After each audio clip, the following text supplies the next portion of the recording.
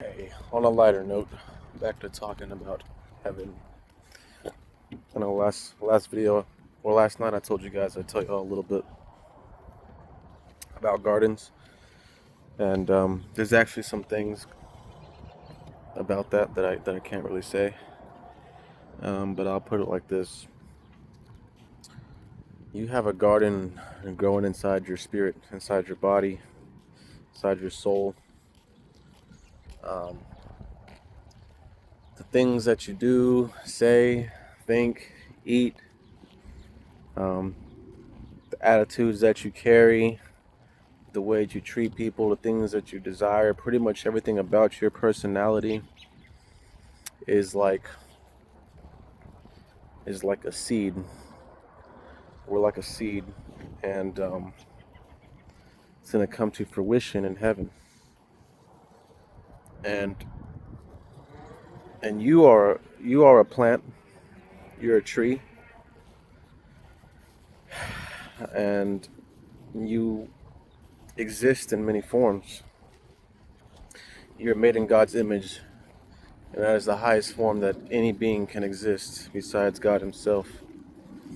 But your DNA is in heaven. Your DNA is a part of the makeup of heaven.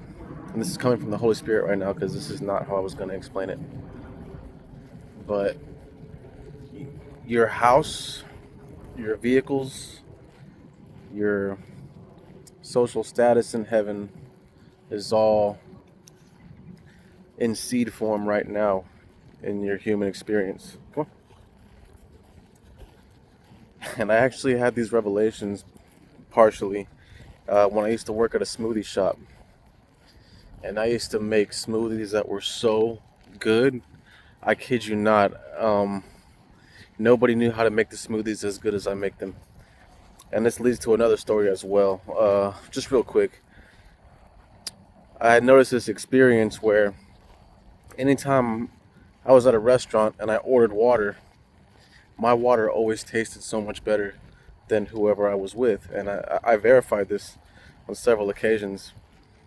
And then I would sometimes even pray over it and I'd be like, taste it now. And it would taste even better.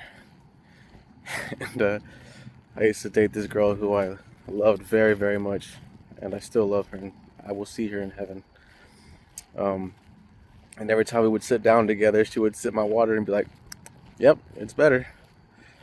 And I used to make these delicious smoothies. And one day I was like, "Oh God, I just hope that I can have." I was like, these smoothies are like heavenly, like they're just so good, or like supernaturally good, better than any smoothie that was on the menu. And it was like, it didn't matter what, I would just come up with a few different ingredients, throw it in there, and I'd be like, yeah, I think this would taste good. And I kid you not, it would hit my taste buds, and I would just boom. And I would show my friends, and he'd be like slapping the counter. He'd be like, "You've done it again, bro. I don't know how, but you've done it again, bro." And I used to just wish, like, man, that'd be amazing if I could just like have infinite like fruits and sherbets and ingredients that I used to make the smoothies with. I wanted to just drink them nonstop, and that's when I understood that we all have fruit gardens in heaven. We have various plants and fruits that grow on our properties, and we will share them. We will trade. People will come from far and wide, and we will go all over heaven, bringing goods and trading.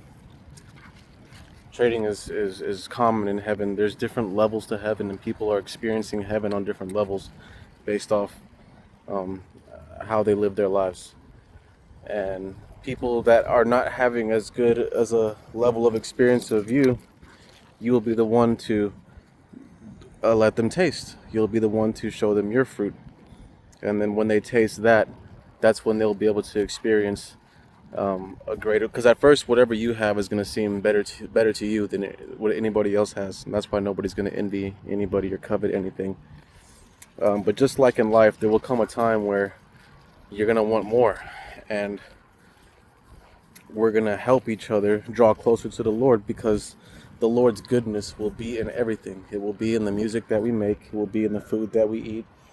It'll be in the things and possessions that we own, which we will share as well. You won't live in the same mansion forever. One day someone will look at your mansion and not covet it, but with a holy, a holy envy, if I could say that. They will honor what you've done for the Lord, and the Lord will honor you before them.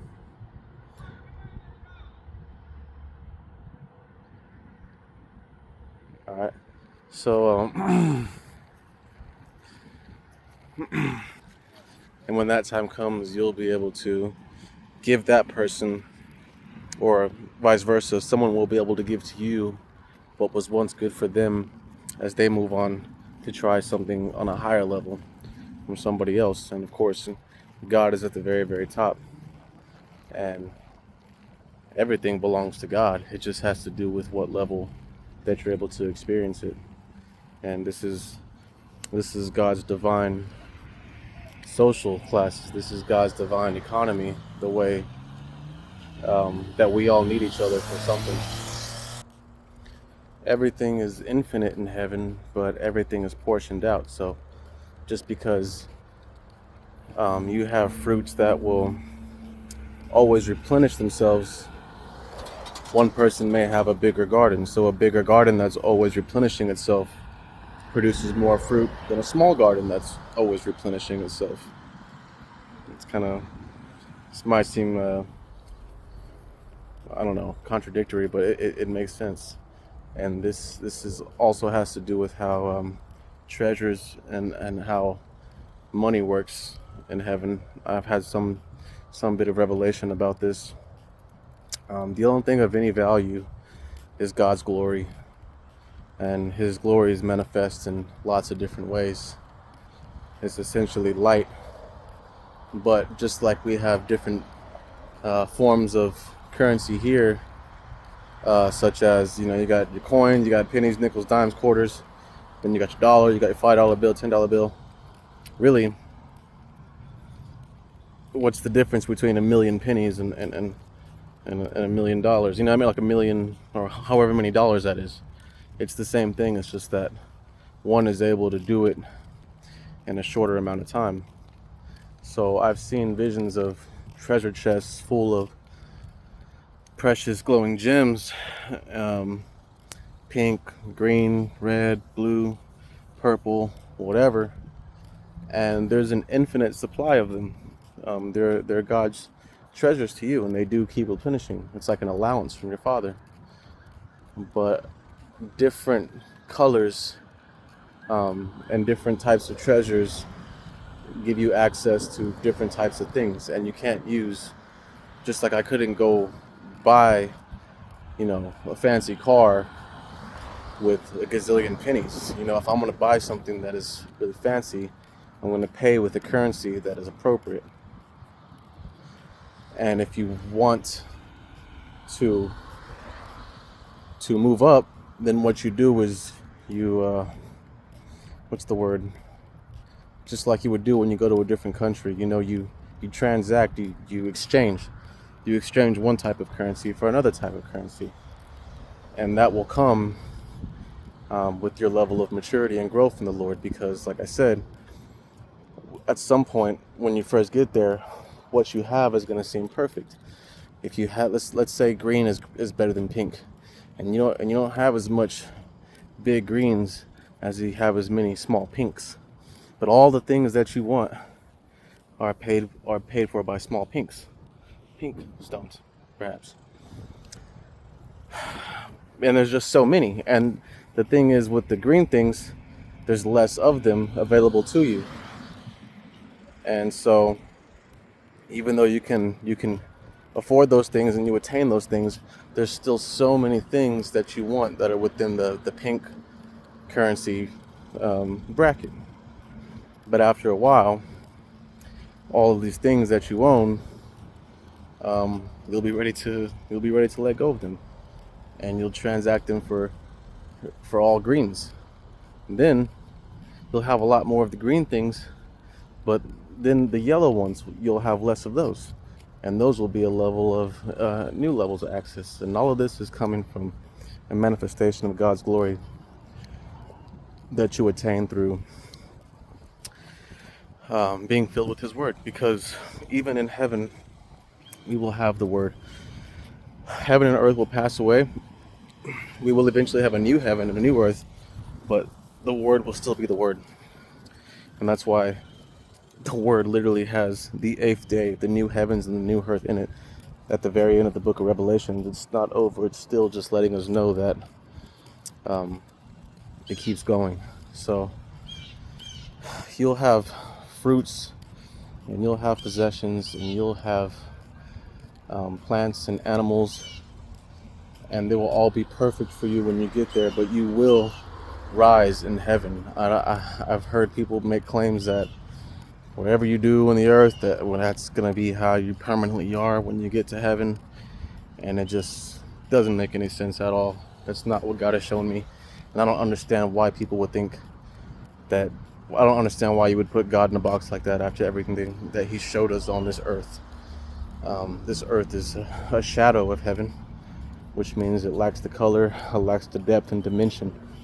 But it's essentially the same, you know. Let's just say there are plants that completely manifest your personality even more than a fruit could, like a strawberry or an apple. There are plants and there are flowers that have more fragrance and more appearance and more flavors and more beauty to them and more complexities to them that will actually be important. They'll be important. They'll be a way of communicating and trading with people, and people will be able to know what level you're at. Another thing I've seen is what I call geometric shadows.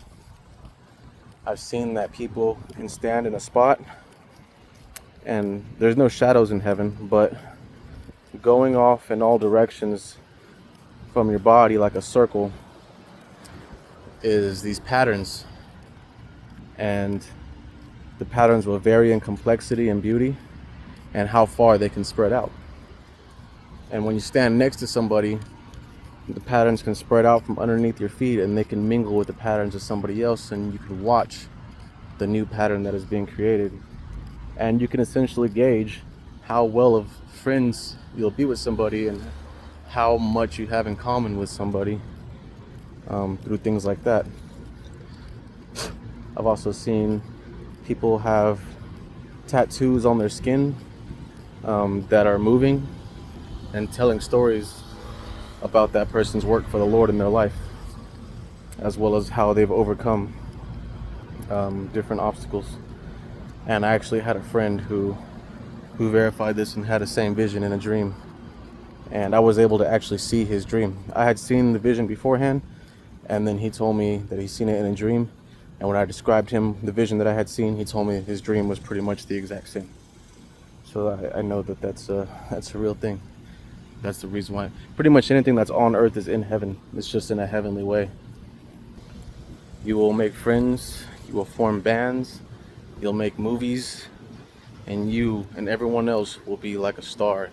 Everybody's a star in heaven. There's no, the highest above all is Jesus. There's no celebrities that everybody wants to be like. Everybody is where they are with who they're supposed to be and doing what they're supposed to be doing with those people. And you'll do things like go on tour with your band or with your group, and you'll go to places where they're waiting for you to come through, just like fans, just like here on earth we have fans. You wait for your band to come through and you have a good time. Only they're not there to lift us up, we're there to lift them up. And we're not there to receive praise, we're there to elicit praise for the Lord. If I'm saying that right, because really all the glory goes to God, and any glory that you have upon you came from God. So yeah, I think that's about it for now. I'm about to go back into my house and relax, but I will continue with more heaven visions and revelations that I can share with you all soon.